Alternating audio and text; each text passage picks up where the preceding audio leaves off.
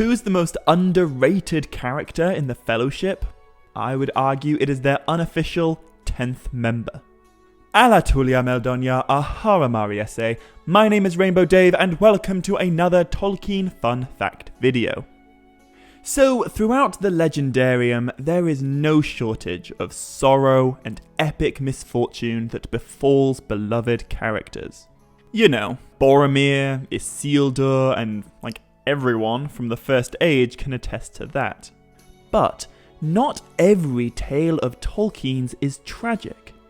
And one of the most feel-good stories in the entire Lord of the Rings is the story of Bill and the other 5 ponies who did their duty in the quest of the ring. So, the first mention of these Hobbit ponies are the 5 that Merry provides when the Hobbits first leave Crickhollow and begin their quest into the Old Forest. And along with their riders, these 5 ponies eventually come to the house of Tom Bombadil. And there they meet Tom's pony, who has the kind of unflattering name of Fatty Lumpkin.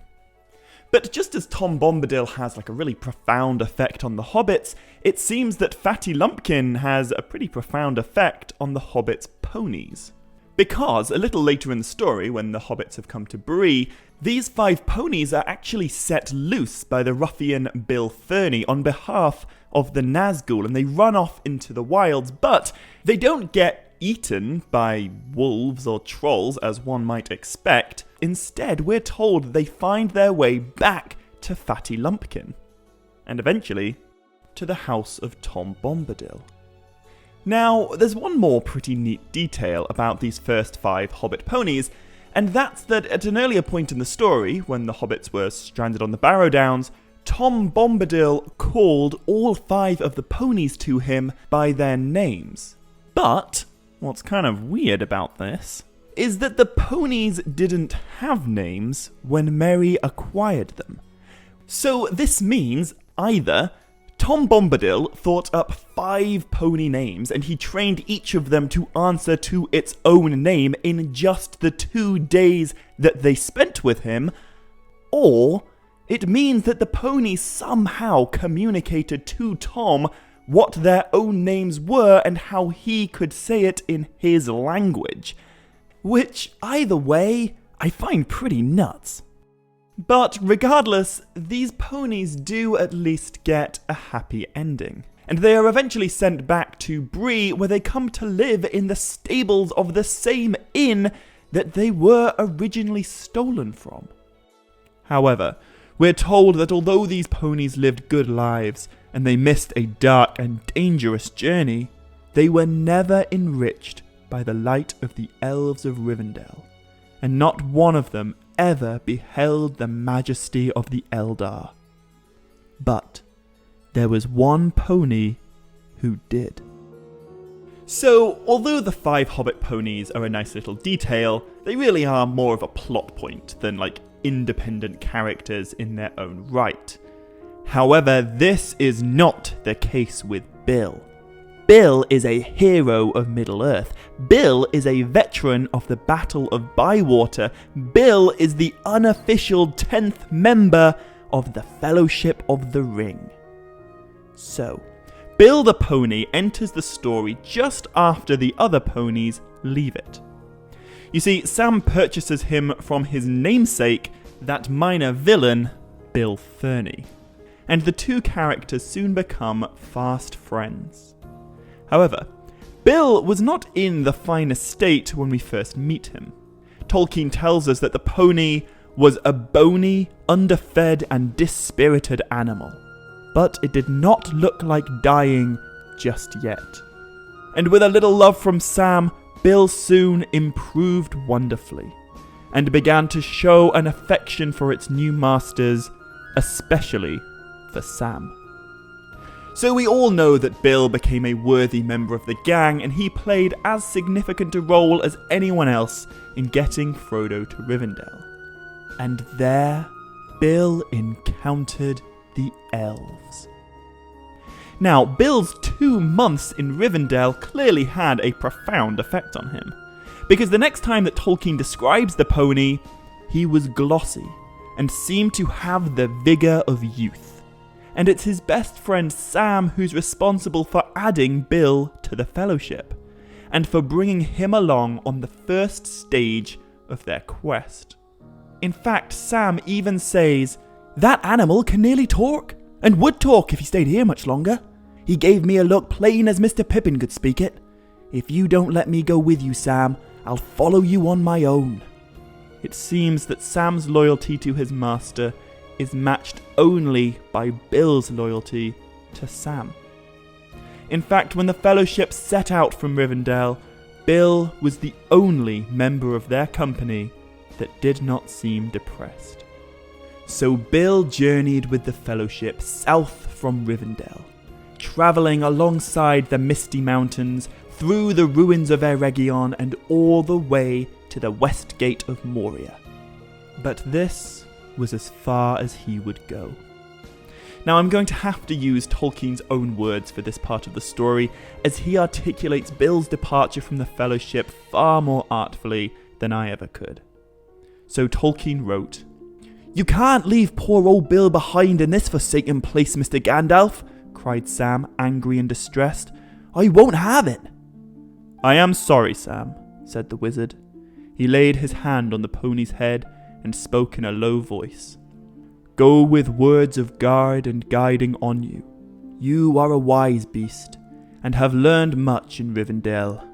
Make your way to places where you can find grass, and so come in time to Elrond's house, or wherever you wish to go."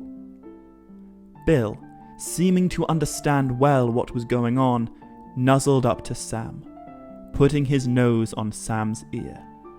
Sam burst into tears.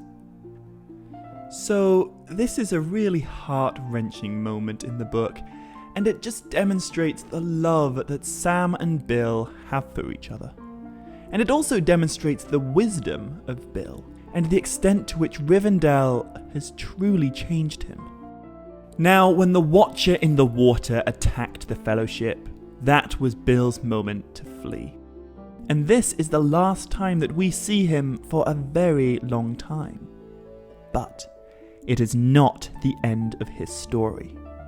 You see, it turns out that Bill did indeed journey on his own for over 150 miles through snowy wolf country, all the way from Moria back to Rivendell.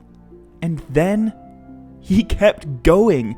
He walked 300 miles through the Troll Shores and the Weather Hills and the Midgewater Marshes until he finally arrived back at the Prancing Pony in Bree.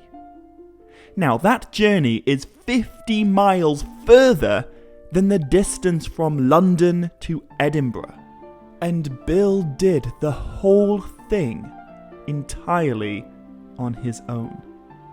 Now, what's really sweet about this is that on the 28th of October, so 9 months after Bill left the Fellowship outside of Moria, he was finally reunited with the now victorious Hobbits, who also came back to Bree on their long journey home. And I can only imagine how it must have felt for Sam and Bill to see each other again, 7 months after their respective quests were finally over. But still, this is not the end of their friendship. You see, Bill accompanied the 4 hobbits on their journey back to the Shire, and when they got there, he too witnessed the scoured desolation that Saruman had brought to the hobbits' home. And it was at a newly wrought spiked gate on the Brandywine Bridge that Bill's ultimate moment of badassery came. So, this bridge was guarded by one of Saruman's ruffians, and as fate would have it, this ruffian just so happened to be Bill Fernie, Bill's original owner, the guy who had starved him and beaten him, and then sold him to Sam for more than 3 times his worth. Now, Bill Ferny was no match for the homecoming hobbits.